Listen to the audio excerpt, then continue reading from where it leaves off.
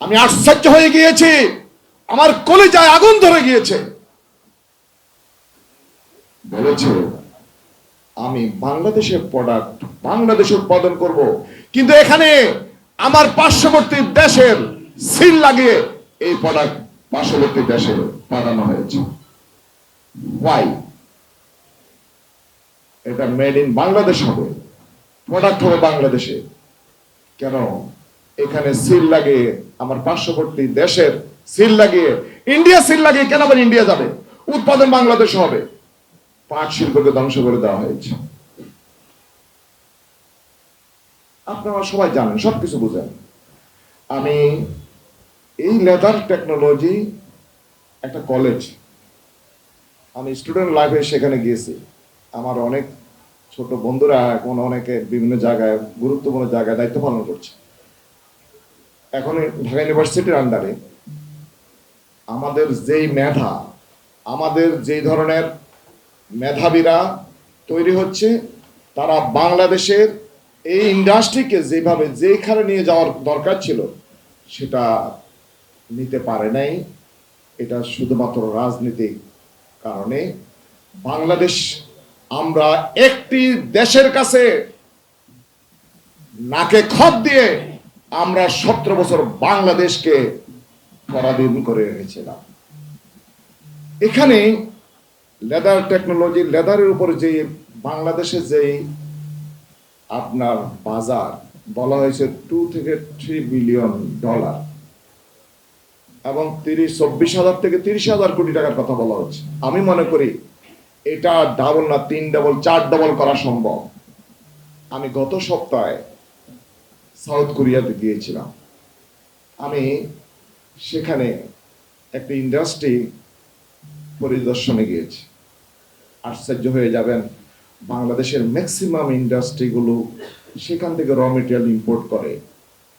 সেই র মেটেরিয়াল কিভাবে তৈরি হয়? সেই র মেটেরিয়াল তৈরি হয় শুকরের চামড়া থেকে আর আমাদের হালাল গরুর চামড়া থেকে। মজার বিষয়, বাংলাদেশের সেই বড় বড় ইন্ডাস্ট্রি যেই জেলেটিন আপনার ক্যাপসুল তৈরি হয়, ক্যাপসুলের যেই প্রোডাক্ট কাবার সেখান থেকে আসে।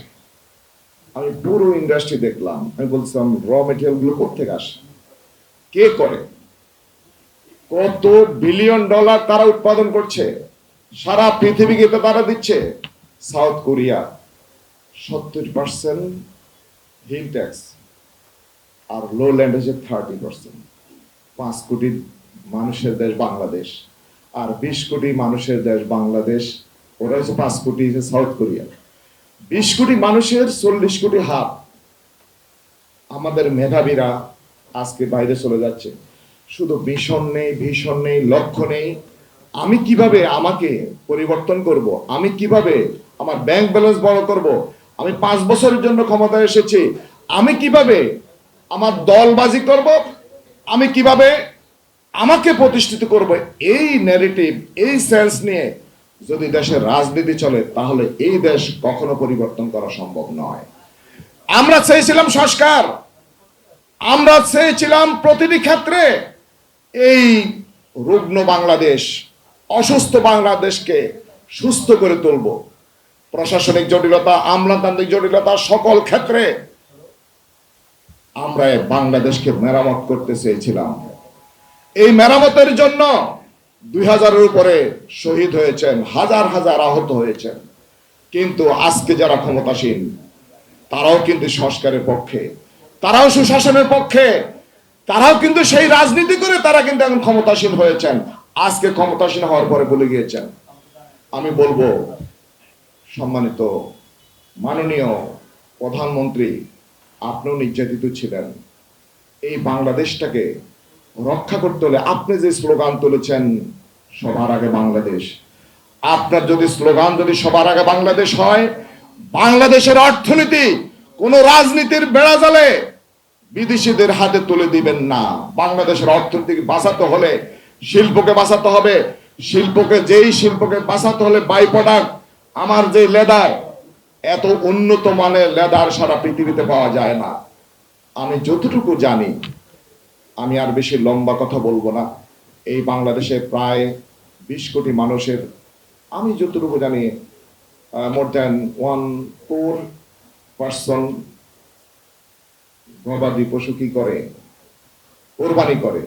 এই কোরবানির কৃত পশু একটা সিজনে, তার পুরো বছর তো হয়। আমি মনে করি এই ইনিশিয়েটিভ যারা নিয়েছেন, এই ইন্ডাস্ট্রিকে বাঁচাবো আমরা সবাই মিলে। আমরা অতীতে যারা এই ইন্ডাস্ট্রিকে ধ্বংস করেছেন, সমস্যা আজকে চিহ্নিত করেছেন আপনারা, আমি এজ এ পার্লামেন্ট মেম্বার হিসেবে, আমি আপনাদের মুখপাত্র হিসেবে, আপনাদের একজন ভাই হিসেবে, আপনাদের একজন সহযোগী হিসাবে আমি আপনাদের কথাগুলো যথাস্থানে পৌঁছানোর চেষ্টা করব ইনশাআল্লাহ।